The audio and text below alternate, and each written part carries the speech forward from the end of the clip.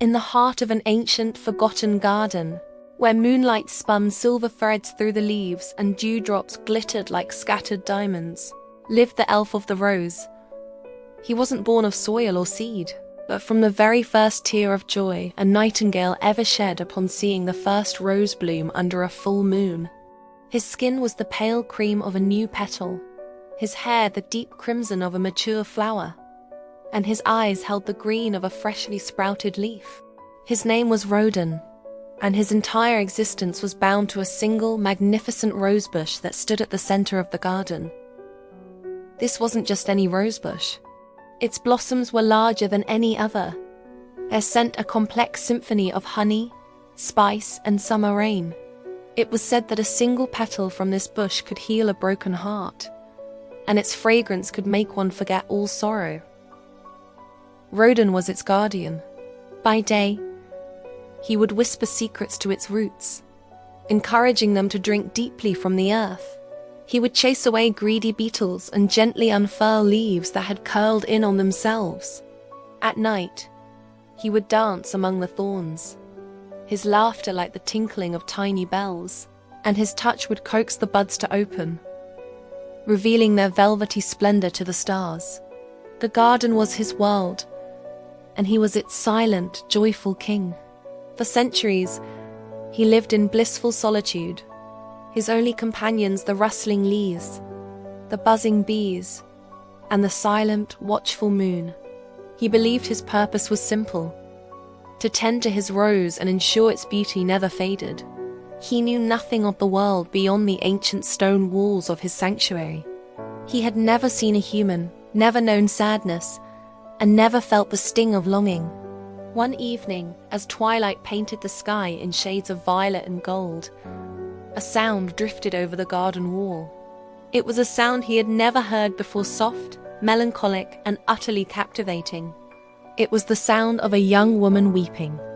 Curiosity, a feeling as new and strange as the sound itself, tugged at Roden. He flitted to the top of the wall, his tiny form hidden amongst the ivy, and peered down. There, slumped against the cold stone, was a maiden. Her clothes were simple, her face smudged with dirt and tears, but her sorrow was a palpable thing, a grey cloud that seemed to dim the vibrant colours of the setting sun. He watched her for a long time. His heart, which he didn't know could feel anything but joy, ached with a strange new emotion. He wanted to soothe her, to take away the pain that lined her brow. Remembering the legend of his rose, he made a decision. It was a risk, for the magic of the rose was meant for the garden alone, but he couldn't bear her sadness. He plucked the most perfect crimson blossom from the very top of the bush. It glowed faintly in his hands, pulsing with a gentle, warm light. With the flower held tight, he flew over the wall and let it drift down, down, down, until it landed softly in her lap. The maiden gasped, her tears stopping mid-fall. She picked up the rose, its fragrance enveloping her instantly. The scent was intoxicating, a wave of pure peace and forgotten happiness. She inhaled deeply, and a faint smile touched her lips for the first time that day. Her name was Elara, a village girl whose family had fallen on hard times, and she had come to the wall of the Forbidden Garden to cry, where no one would see her. She looked around, searching for the source of this magical gift, but saw nothing but the deepening shadows. From that day on, Elara returned to the wall every evening. And every evening, Roden would be waiting. He never showed himself, but he would listen to her stories. She spoke of her struggles, her dreams of becoming a painter, and her love for her family. He, in turn, would send a single rose over the wall for her. Each flower was a different shade, a different message. A pink one for hope, a yellow for friendship, a white one for her pure heart. Through her words, Roden began to understand the world beyond his garden. He learned about laughter and struggle, hope and despair. He learned about love, a concept far grander than his simple affection for his rosebush. He found himself looking forward to the sound of her footsteps, his day incomplete without the soft murmur of her voice. He was falling in love, but this love was a bittersweet thing. He was an elf, eternally bound to his garden, and she was a mortal, living a life he could never be a part of. The magic of the rosebush, however, was not without its cost. Each flower given away took a tiny piece of the bush's life force, and in turn, a piece of Roden's. He began to feel weary.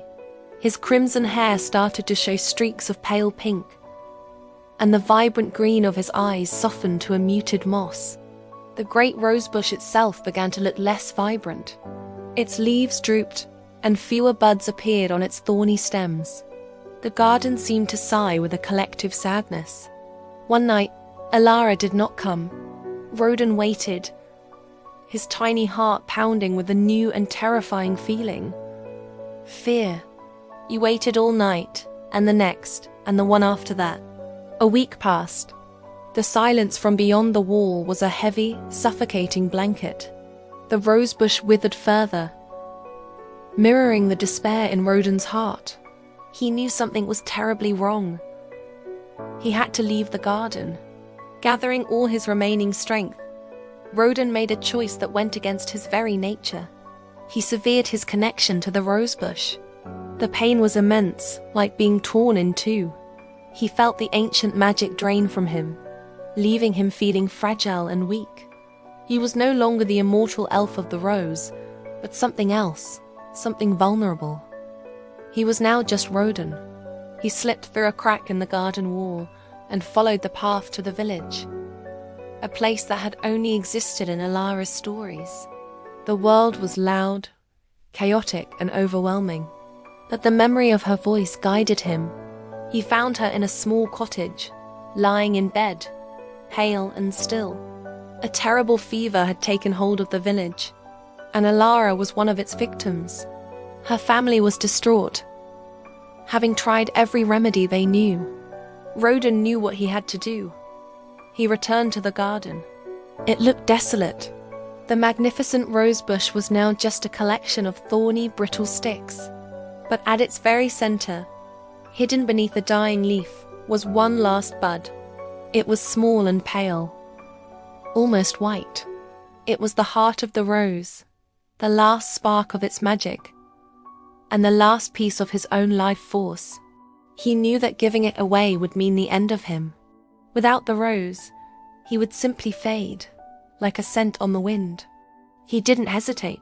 He plucked the final bud and flew back to Alara's bedside. Her breathing was shallow. He gently placed the bud on her lips. As she breathed in, the bud unfurled, releasing its final, potent fragrance. It wasn't the scent of honey and spice, but of pure, selfless love. Color returned to her cheeks, her eyelids fluttered, and she took a deep, clear breath. The fever was broken. As Alara slowly opened her eyes, she saw a faint, shimmering figure by her bed. It was the shape of a boy with crimson hair, his form becoming more and more transparent with each passing second. He smiled at her, a smile filled with love and peace. And in that moment, she understood everything: the mysterious gifts, the silent listener, the sacrifice. A single tear rolled down her cheek, but this time, it was not a tear of sorrow. It was a tear of gratitude, of love, and of farewell. Roden dissolved into a shower of light that looked like 1,000 tiny rose petals. And then he was gone. When Alara was well, she returned to the garden wall. The ancient garden was gone.